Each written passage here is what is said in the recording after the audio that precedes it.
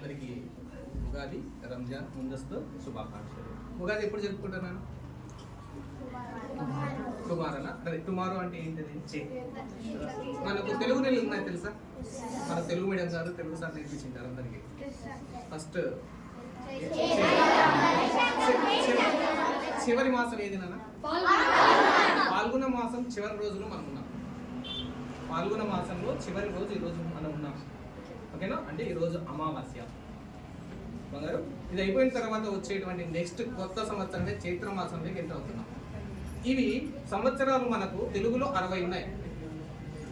ఎక్కడి నుంచో మొదలవుతాయి ఎవరికైనా తెలుసా? రఘువా దగ్గర నుంచి మొదలయ్యి ఎక్కడ తాగుతాయి? మధ్యలో ఉన్నాయి చూసారా? ఈ పేర్లు ఎవరికో తెలుసా? మనకు నారద మహర్షి పేరు విన్నారు ఎప్పుడైనా? నారద మహర్షికి 60 మంది పిల్లలంట. యుద్ధంలో అందరూ చనిపోతే చాలా దుఃఖిస్తుంటాడంట.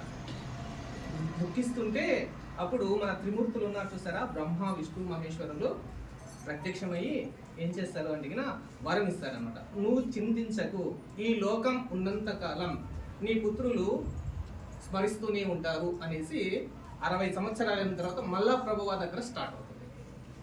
ప్రభవ విభువ శుక్ల ప్రమోదూత ప్రజస్పతి అగ్నిదశ శ్రీముఖ ఈ విధంగా స్టార్ట్ అవుతూ 60 నెలలు 60 సంవత్సరాలు కూడా అయిపోయిన తర్వాత మళ్ళా ప్రభువా స్టార్ట్ అవుతుంది. ఈ విధంగా అతనికి వరం ఇస్తారు. ఇచ్చిన తర్వాత అది ఎప్పుడు స్టార్ట్ అవుతుంది అంటే టుమారో. మనకు రేపటి రోజు మనందరికీ హాలిడే కదా, మనం రేపు సెలబ్రేట్ చేయలేము.